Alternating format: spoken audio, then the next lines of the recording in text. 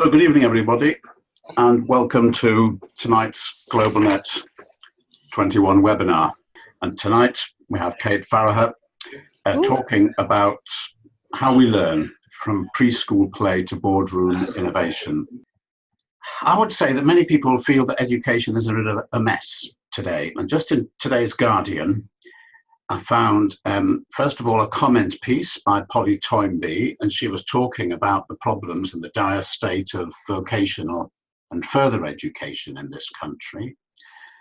I turned over a page and I found 4 letters about how dysfunctional university education is. And then I turned to the main news section and found an article about how several grammar schools had just each been given over £3 million at the same time as funding per pupil has really gone down. So I think there's a general consensus that things are in a bit of a mess.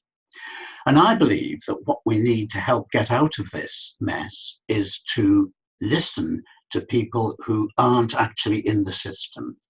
We need to forget about the politicians and the people who are in the system, and we need to look to people with a broader view of human learning, learning outside the system, if you like.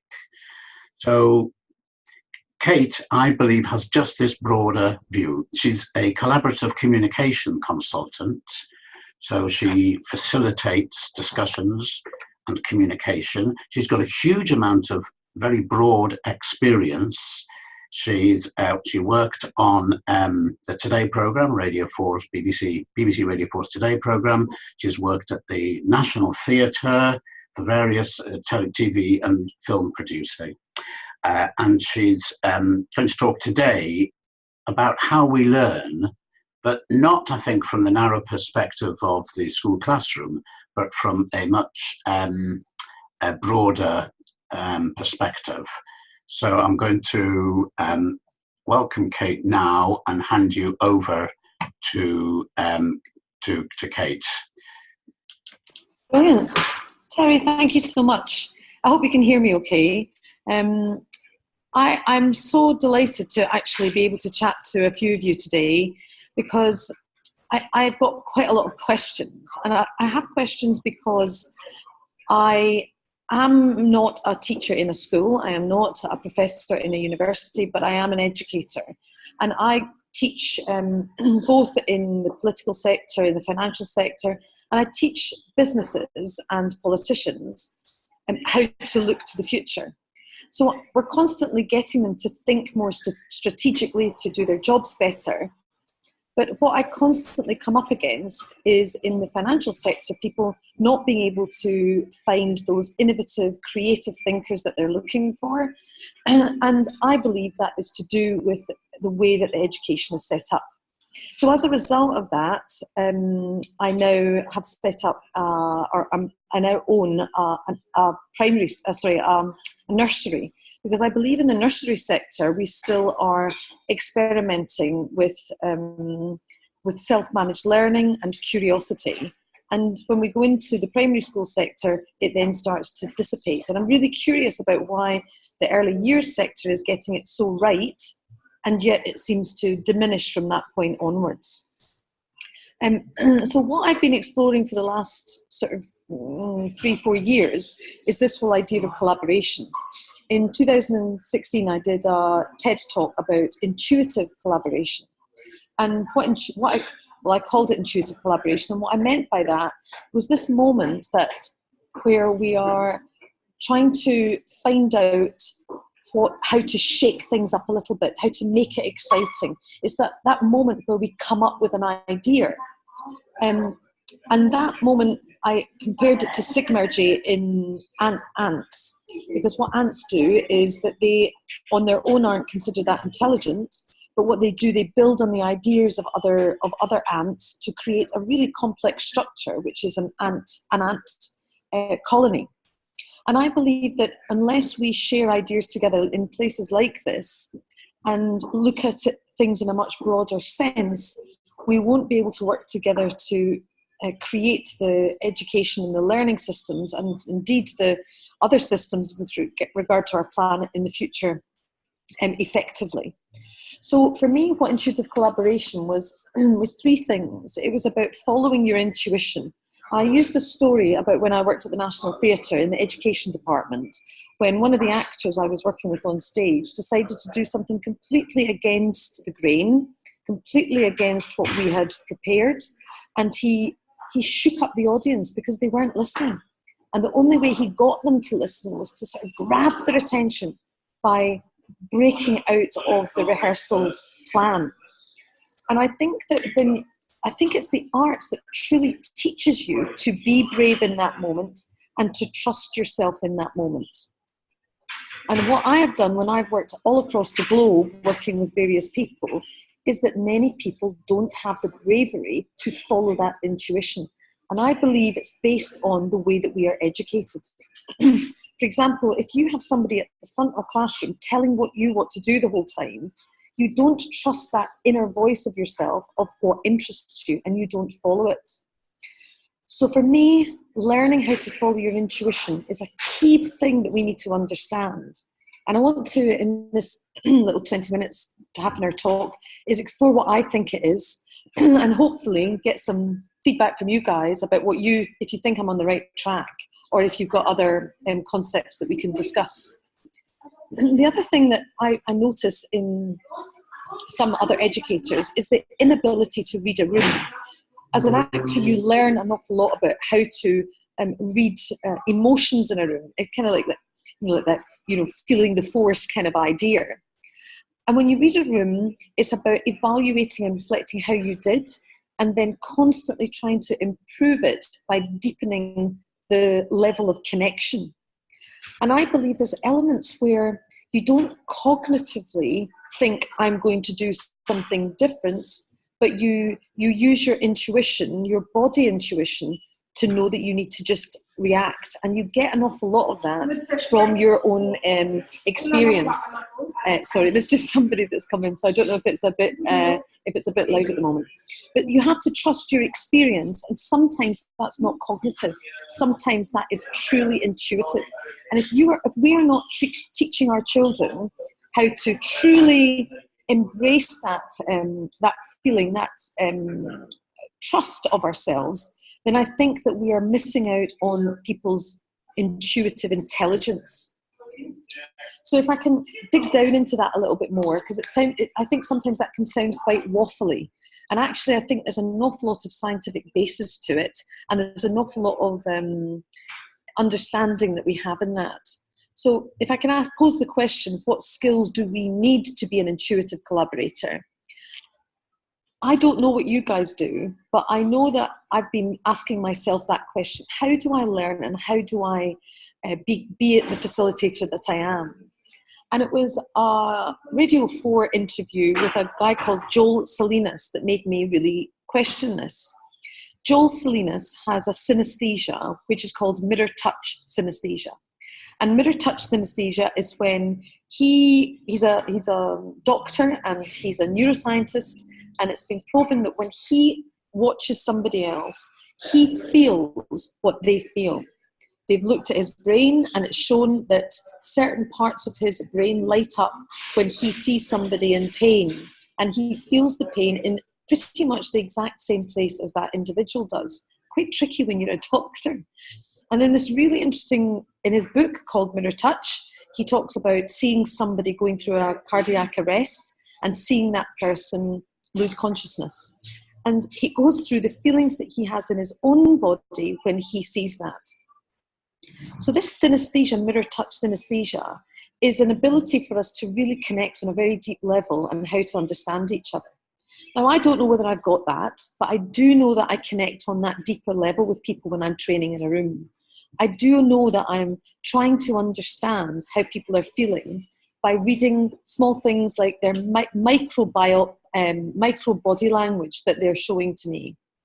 And that in that micro body language, some of which, to be honest, that is quite conscious, I can see how they might be listening or not listening, and how I need to change what I'm doing to re-engage their learning journey. So what that means is very simple things like when I'm at the front of the room, I will walk across the room and see whether the eyes are following me. If the eyes are following me, I know they're engaged. If they're not, then it means I try other techniques to see whether they are listening to me. Or it might be that I check their understanding by asking them questions just to see if they are engaged in what I'm talking about. I'm sure teachers use things like that all the time. But I believe that where Joel Salinas has got this quite unique synesthesia, where he is connecting at a very deep level, I believe we can learn that. And I believe it because I believe I've learned it. And I believe I've learned it through the skill of acting, which I did at Webber Douglas Academy. And I also did it through the National Theatre when I worked in the National Theatre, both in the education department and on the National Theatre stage. And I believe that when you really connect with people, you have to listen at a very deep level. You're not just listening for words, you're listening for body language. And I'll go into that in a little bit more depth in a second. So this is not, I don't think, just some whiffy waffle.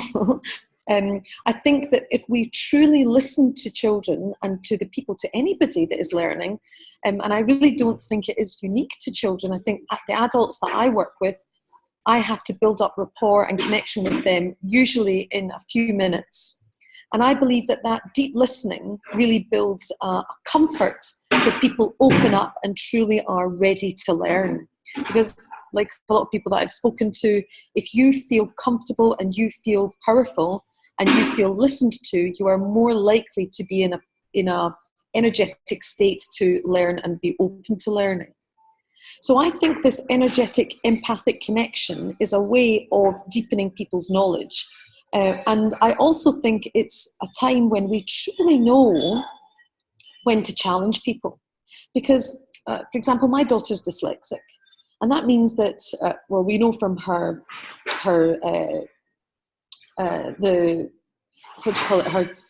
assessment that she's had done, that she's extremely intelligent, but actually she finds writing and reading quite difficult. So rather than the teacher challenging her sometimes, the teacher she has now does actually, but previous teachers, they always worked at her reading and writing level or her maths level. They didn't work at her cognitive level. And I believe that's because they're not looking at it through the lens of learning or her self-interests, but looking at it through the education lens. Because I know that when I'm teaching adults, if they feel that they can get it wrong, then I can challenge them more. And if they feel that that I understand their position, they will deepen their conversation with me, and we can get to a more interesting place where you can work out where your learning, in a way, blind spot is. So I think this thing about mirror touch, this thing about empathy, is something that is part of an awful lot of some education theories. For example, the Brunner theory, which is about learners constructing new ideas based on past knowledge, which is quite straightforward. But I think teachers need to provide active support to increase the complexity of a topic. I think a lot of people really understand complexity a lot more than we give them credit for. And I think that empathy and slight nudging into new directions can help them do that. I think some of the challenges that we face is that because a lot of people need the context to truly understand it and try it out, it can be quite difficult. But I think we really need to think about how we are building in this empathic part of learning into all parts of the education system. And I'm not sure it can be that difficult. So my question to you guys is, how do we get that kind of empathy into schools? We have actually all the theories we need to show that this is the case, that we need to support people in order to learn. But how do we change that in schools? Is it just to do with the amount of work that teachers have, or is there something else out there? Terry, you've worked in education. What do you think? Well, I think, Kate, that what you're saying about empathy and about Brunner's stages is absolutely spot on. But my worry is that the pressures that are put on everybody in the education system, really from primary school up to university, the pressure that's put on them to achieve certain outcomes means that it's very difficult for the people working, the teachers, the people working in the schools, to actually to take account of that, because they're obliged really to follow certain set syllabuses. They're obliged to concern themselves about what's perceived to be performance data. So it's very difficult, I think, for people to move beyond that. I don't want to be negative, because I think they should be moving beyond it. What do you think, Kate? Am I being too No, I think you're not being critical enough, if I'm honest, because I think the teachers that I speak to, they believe that they want to do all those things, and they do have to think about outcomes. But I think you can deepen the outcome if you're listening at this level. And I think that you can, I don't know about, I've not been a teacher, but I know when I'm in a room and you've got multiple things going on, you're having to speak at different levels to different people. But if you've got people engaged on one level, then they can then teach other people and have that peer learning. And I think that teachers have to do too much at the front. So much learning happens in the small groups. So much learning happens in a different way. And I'm just not sure that the classroom situation or the way that classrooms are set up are the best way. For example, the research that we know about, we know that we learn more if we change how we sit, like where we sit, and yet we have our kids sitting in the same desk for the same amount of time all day. Yes, sometimes they go out on trips, but I know that if we learn something in one room and then we go to another room and learn it there, it embeds that learning even more. We also know that, for example, my daughter has to learn her spelling one week and then she learns new spelling the next week.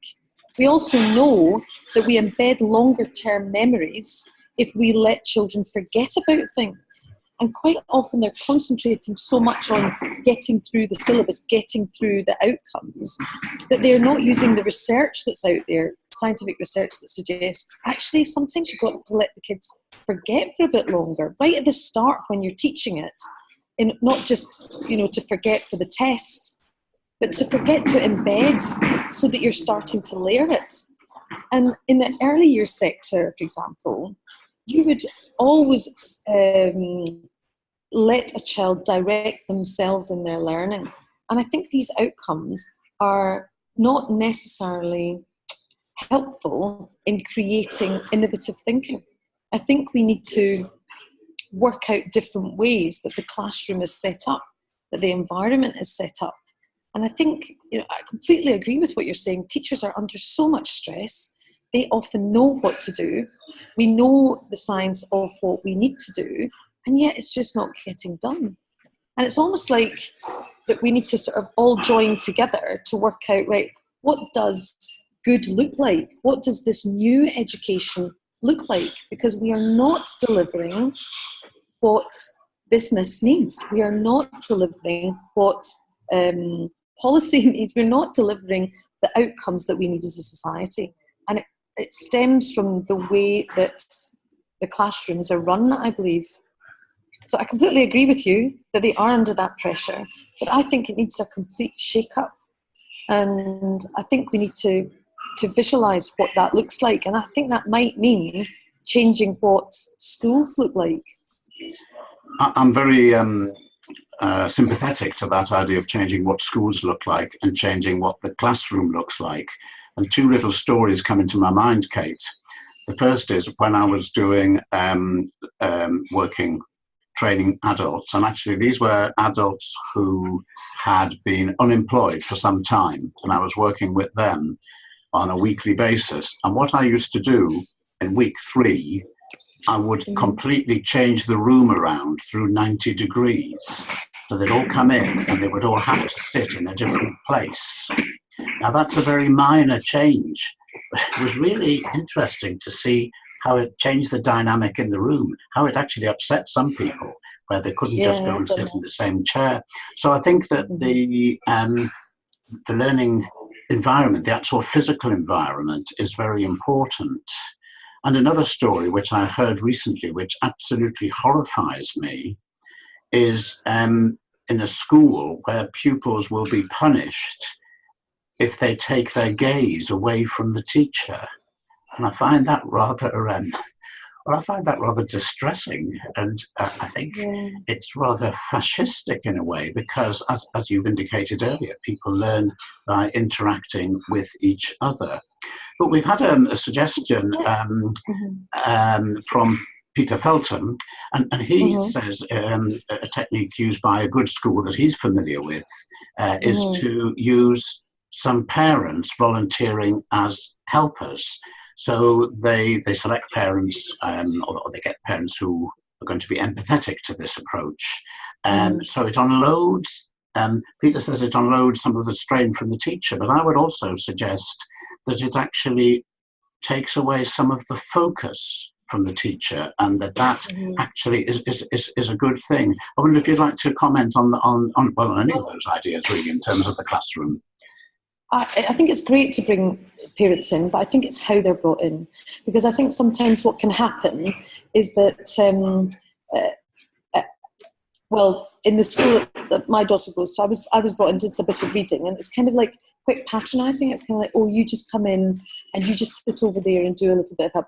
Oh, we really appreciate you. But I think there's an awful lot more than parents can bring as members of our community and members of society. So I think it's a great idea, and I completely agree with Peter. But I think there might be other things, other ways that we can bring expertise into a room that's not just using, how can I say, in a way, using the parent in a way that the school wants you to, rather than engaging in a conversation with you, engaging in a dialogue with you. I don't know if you know what I mean, but that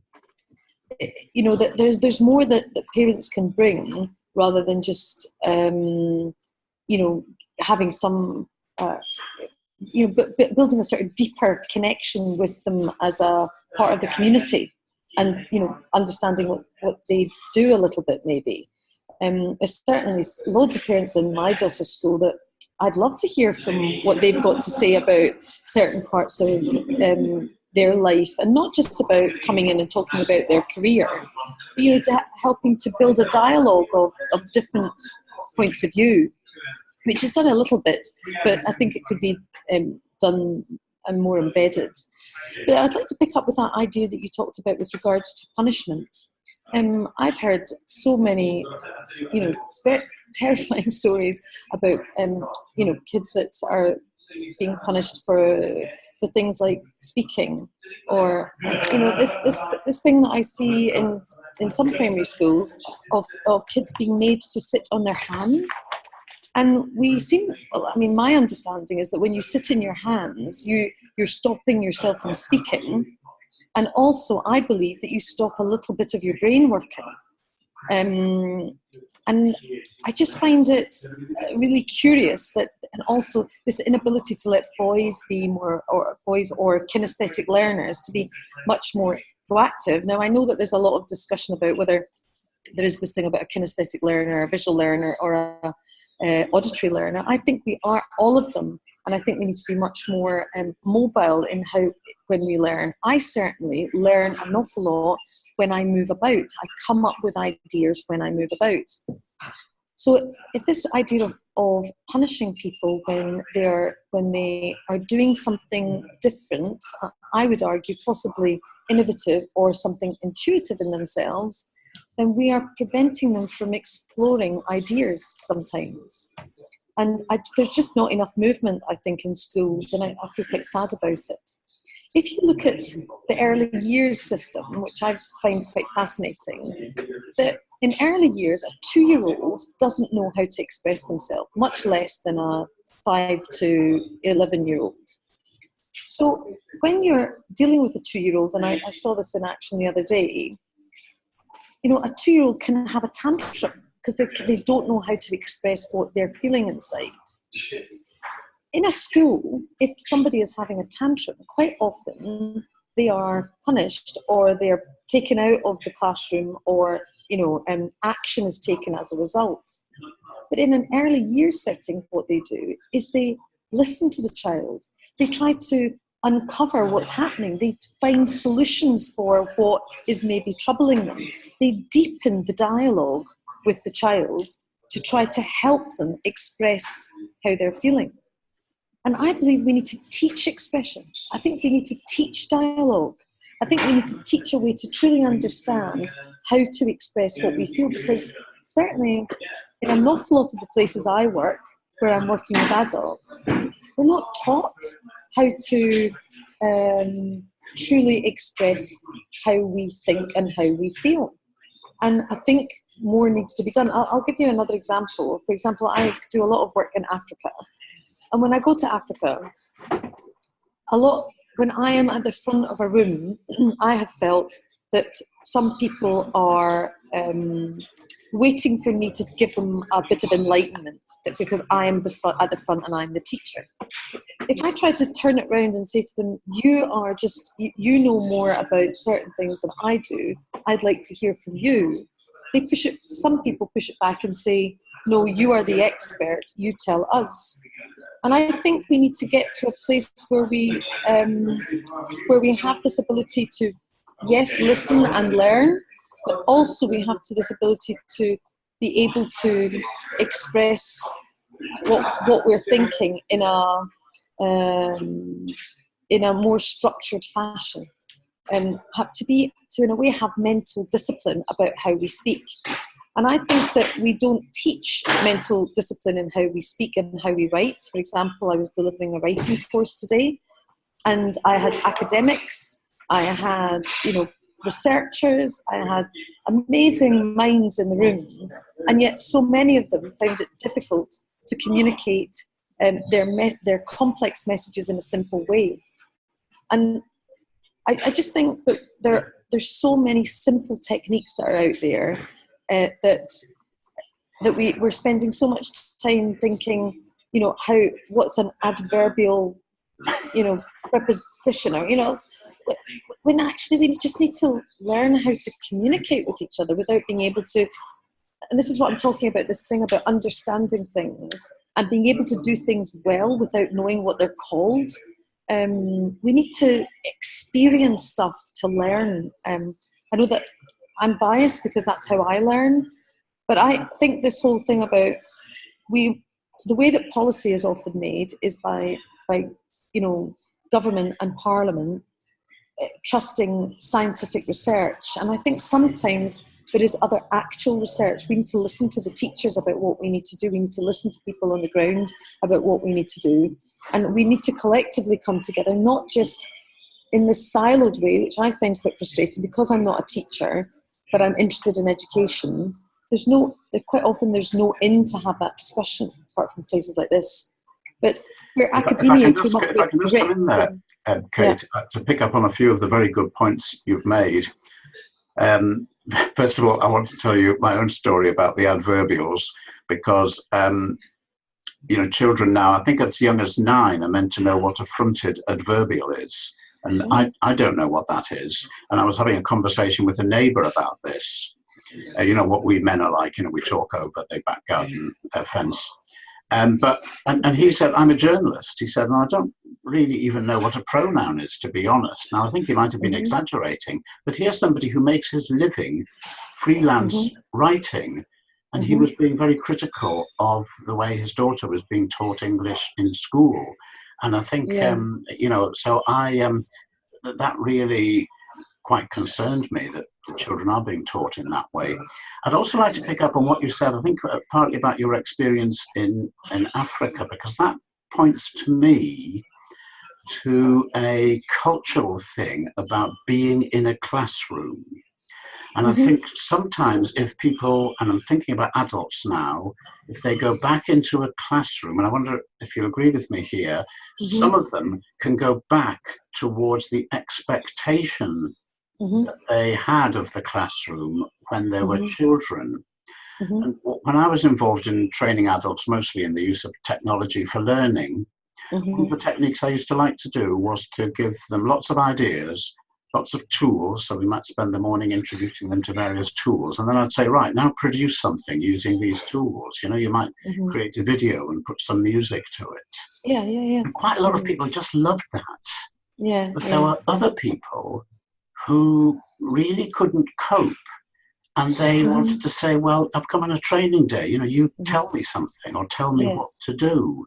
And you see, that this, to come back to the title of tonight's webinar, I mean, you've already told us, I think, how we can apply preschool play to learning in schools, and how we can apply the techniques and the approaches that are used there in the school. But I wonder if we go to the other extreme, because the other part of your title was Boardroom Innovation.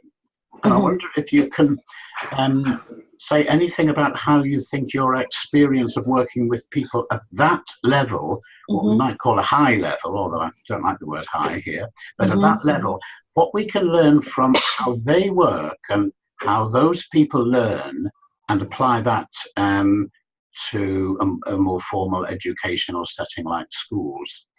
Okay, so I don't think we're taught how to think creatively, and I think it is a technique, just like a maths class, in how to the discipline of thinking. And in the boardroom, what I find is that a lot of people who have got to where they are have got there by working hard and being able to influence those around them and following a format. Because up to this point in society, quite often it's following a format, or following the rules of the manager, following the instructions of the manager. Having a very strong leader is the way that they have got on in their business. So they get on in the business by doing what they're told, by coming up with a few kind of ways of saving money, and then progressing. But actually, businesses need something completely new now. Businesses need people to think innovatively, to think collaboratively. And yet, sometimes at the moment, it's in the business's interest for the sales team to collaborate more effectively with the marketing team. But because culturally they've always been siloed, they find it very difficult to trust that. Why is that? There's a part of me that thinks that's because in education we get taught you're going to be tested, and you're not tested how to work as a group, you're tested how to work alone. So, how do we build in those collaborative skills? I believe there's an awful lot of things that we can learn. There's a really amazing book called The Toddler Brain, which was written by an MIT professor, which says that the brain of the toddler, which is constantly asking why, how, not ever what we call, converging it down to an answer, or the word that you used earlier, converging it down to an outcome, but being divergent in their thinking, constantly looking at ways to open up the idea and come up with new solutions that don't fit with the cultural context in the environment that they're working in. And I think what's happening in the boardroom is that the boardroom are asking artists, writers, comedians, different thinking strategists to come in to help them be more divergent in their thinking. And I think sometimes using playful things, I was in a financial company the other day, and I was using Play-Doh, and I was getting them to sort of think about using Play-Doh as the amount of time they had in a week, and then breaking it up into the different sections about how they're using their time. I then got them to get another bit of Play-Doh and break it up and say, how do you actually use their time, and to see the difference. Now, when you use things that are much more 3D, you're actually using a different part of your brain that I don't think we utilize that as much, which is a more spatial awareness part of your brain. And immediately everyone went, oh my God, I know exactly what I need to do. I need to stop doing that and start doing this. This playful way of looking at things from a different perspective is what's required. And quite often they don't have the skills to do it. The other thing, I've been brought in a number of occasions to help people run a meeting more effectively. And people don't know how to chair a meeting.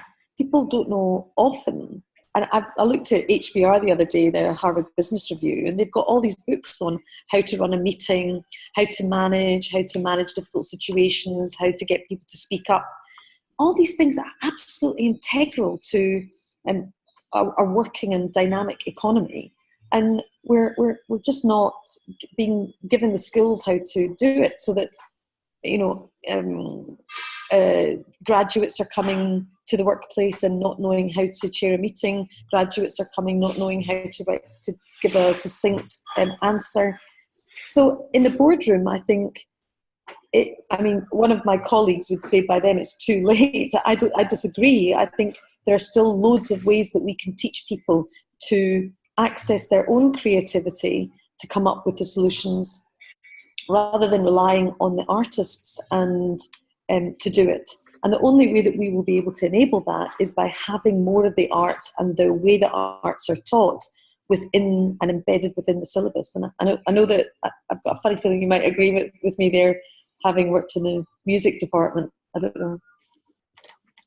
Well, certainly, Kate, I was very pleased to hear you use the word play there, because of course, we talk about, if you're a musician, playing is what you do. If you're an actor, you take part in a play. And I think it's no coincidence that we use the word play for what children do, but we also use the word play for two very important things that adults do, which is to make music and to perform on the stage. Yeah. The other thing I would pick up on what you said is when you talked about... do respond to that, please. I was just going to say that I believe that moment of playfulness, which is also improvisation, is exactly what I'm talking about. It's the same energetic, intuitive moment, intuitive collaboration or energetic empathy that happens that we need to learn. And I don't think it is this wishy-washy thing. I think it's an actual thing that we can learn how to improve upon. And I think it's built into play. Sorry to just pick up on that. No, I think, I agree with all that. And it's really, I'm really pleased to hear you say that. The other thing I wanted to pick on was the idea of the silos, of people working in silos. Mm-hmm. Because I think that it's not just that the exam system is a sort of silo because it forces you to a very narrow focus, but I think the curriculum itself is very much in silos. You might study physics, or you might study chemistry, or you might study biology. But what fascinates me is that one of the greatest scientific discoveries of the middle of the 20th century was when Crick and Watson and others discovered DNA. And yet Crick at the time was doing a PhD in physics, and he stopped working on his PhD in physics to make what arguably was the most important discovery in biology.